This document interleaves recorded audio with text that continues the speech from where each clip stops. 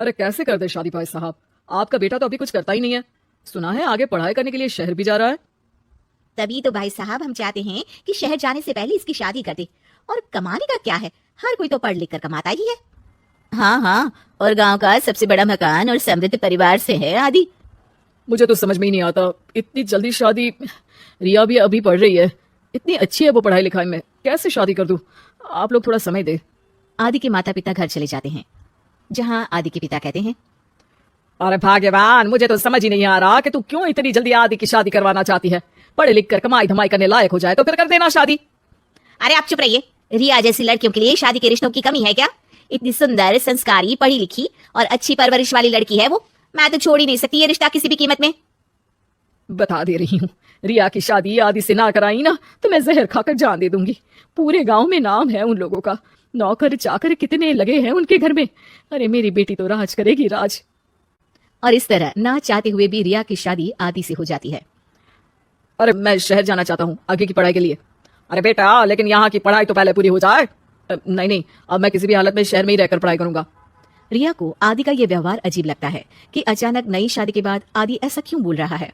खैर, आदि पढ़ाई के लिए शहर चला जाता है और रिया गांव में रहकर सास ससुर की सेवा करती और बचे वक्त में पढ़ाई। अरे देखो, दामाद जी तो शहर चले गए, हमारी बेटी बेचारी अकेली रह गई। उसे कुछ दिनों के लिए यहीं बुला लाओ ना। रिया की माँ रिया के ससुराल उसे लेने जाती है कि उसके सास ससुर कहते हैं, अरे नहीं नहीं बहन जी, हमारा मन तो रिया के बिना नहीं लगेगा। हाँ माँ, इनको तो शहर जाना ही था पढ़ाई के लिए, बस थोड़ा पहले चले गए। माँ खाली हाथ वापस आ जाती है। आदि शहर में मन लगाकर पढ़ाई करता है और इंजीनियरिंग के लिए दाखिला ले लेता है, तो वहीं रिया भी एमए की पढ़ाई में प्रवेश लेकर समाज सेवा में मन लगाती है। तुझे देखकर लगता है कि मैंने तेरे साथ ठीक नहीं किया बेटी। शादी तो करवा दी लेकिन पति का साथ नहीं मिला।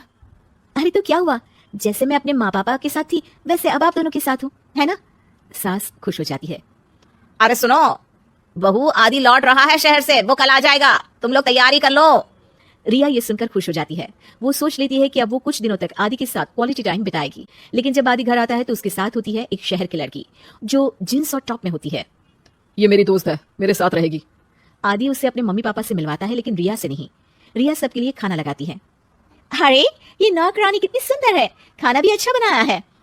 अरे नहीं नहीं, ये नौकरानी नहीं, मेरी बहू यानी आदि की बीवी है। ये सुनकर लड़की शांत हो जाती है और आदि की तरफ देखने लगती है, फिर वहां से चली जाती है। अरे माँ, क्या जरूरत थी घर की कहानी बताने की? देखा, अब वो बुरा मान गई ना। वैसे भी मैं आप लोगों को बता देता हूँ, मुझे रिया के साथ नहीं रहना।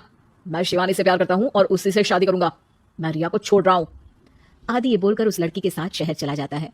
रिया ये सब देखकर रोने लगती है, अपने कमरे में चली जाती है जहाँ सास ससुर उसके पीछे आते हैं।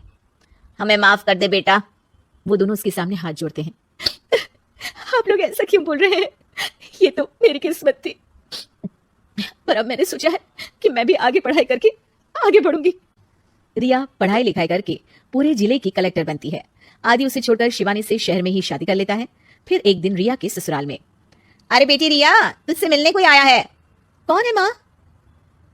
हमें आपकी बहू के बारे में सब पता है। मैं आप लोगों से अपने बेटे के लिए आपकी बहू का हाथ मांगने आई हूँ। रिया के सास ससुर और माता पिता ने मिलकर यह फैसला किया था कि वो रिया की शादी करवा देंगे। पूरे जिले में नाम कमा चुकी रिया की शादी उससे भी बड़े ओहदे के सिट से हो रही होती है कि शादी वाले दिन आदि भी वहां आ जाता है। अरे माँ, ये क्या हो रहा है? तेरी हिम्मत कैसे हुई घर में घुसने की? पूरे गांव में हम लोगों की नाक कटा अकेला छोड़ गया था एक लड़की के लिए, अब क्या लेने आया है? माँ, वो लड़की ठीक नहीं निकली, उसने मुझे धोखा दे दिया। माँ, मैं रिया की कीमत समझ चुका हूँ।